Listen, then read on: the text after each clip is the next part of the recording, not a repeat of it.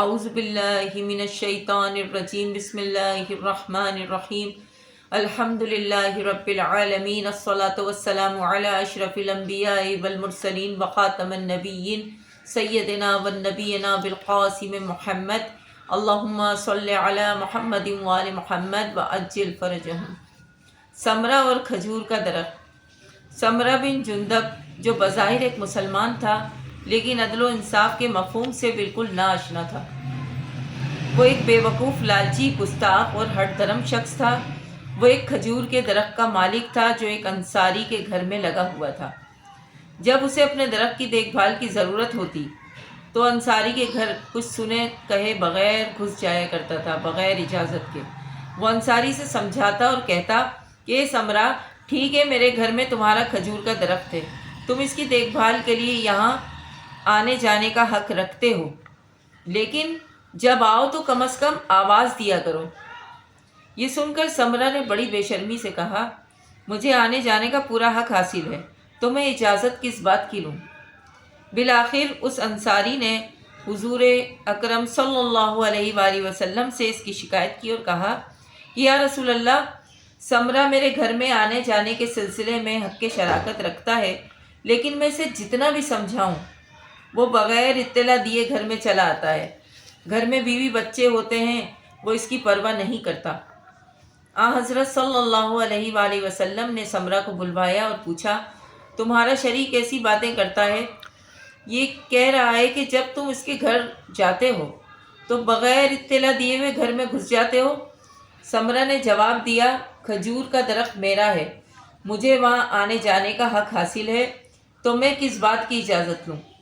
حضرت صلی اللہ علیہ وآلہ وسلم نے اس سے کہا، کیا تم اپنا یہ درخت دوسرے کھجور کے درخت کے بدلے بیچنے کو تیار ہو؟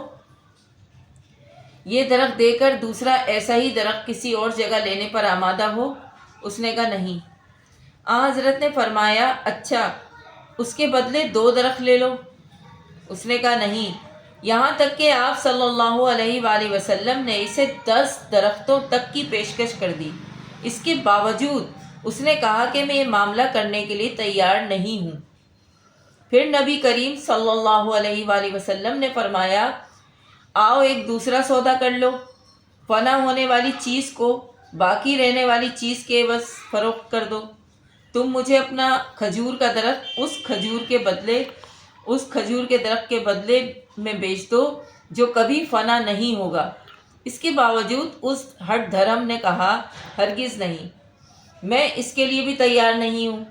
اس کا یہ جواب سن کر ایک روایت کے مطابق جسے سبھی نے نقل کیا، نبی کریم نے فرمایا، تم ایک نقصان پہنچانے والے شخص کے علاوہ کچھ نہیں ہو۔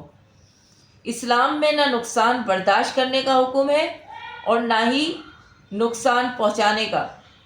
یہ ارشاد فرمانے کے بعد آپ صلی اللہ علیہ وآلہ وسلم نے حکم دیا کہ اس کے درخت کو جڑ سے اکھاڑ کر اس کے سامنے ڈال دو، یہ جہاں چاہے وہاں جا کر اپنا درخت لگا لے۔ سمرہ دنیا کا حریص بن چکا تھا۔ یہی وجہ تھی کہ جب حضرت علی علیہ السلام کا بھی دشمن بن گیا تھا، اور حضرت صلی اللہ علیہ وآلہ وسلم کی رحلت کے بعد جب اس نے دیکھا کہ پیسہ اور دنیا معاویہ کے پاس ہے تو وہ شام چلا گیا۔ معاویہ نے اس سے کہا، اگر تم منبر پر جا کر حضرت علی علیہ السلام پر الزام تراشی کرو اور کہو کہ میں نے پیغمبر اکرم سے سنا ہے کہ یہ آیت وَمِنَ النَّاسِ مَن يَشْرِي نَفْسَهُ ابْتِغَاءَ مَرْضَاتِ اللَّهِ نعوذ باللہ قاتل علی کی شان میں نازل ہوئی ہے، اور اس طرح آیت کو ابن ملجم سے منسوب کر دو، حالانکہ یہ آیت مولائے کائنات حضرت علی ابن ابی طالب کی شان میں نازل ہوئی ہے شب ہجرت۔ مختصر یہ کہ معاویہ نے جھوٹی حدیث بیان کرنے کے لیے سمرہ کو 1,00,000 درہم کی پیشکش کی۔ اتنے بڑے جھوٹ کے لیے 1,00,000 درہم، اس نے کہا کہ اتنے بڑے جھوٹ کے لیے 1,00,000 درہم بہت کم ہے۔ معاویہ نے کہا، اچھا 2,00,000 لے لو اور حضرت علی کی شان میں نازل ہونے والی آیت کو ان کے قاتل سے منسوب کر دو۔ اس نے کہا نہیں، یہ رقم بھی کم ہے۔ پھر حاکم شام نے 3,00,000 کی پیشکش کی لیکن اس نے انکار کر دیا۔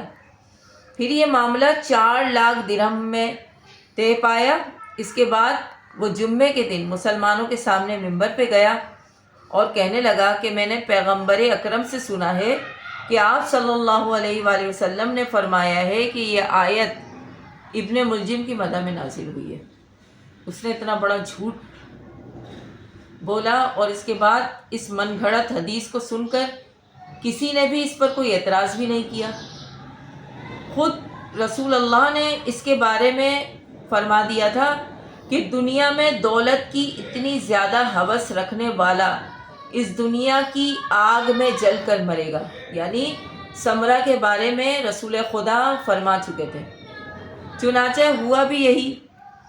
ایک دیگ میں پانی ابل رہا تھا، اس بدبخت کا پاؤں پھسلا اور وہ ابلتے ہوئے دیگ کے پانی میں گر کر خود بھی ابل کر پک گیا، اور اس طرح اس دنیا سے اس ناپاک وجود کا خاتمہ ہو گیا۔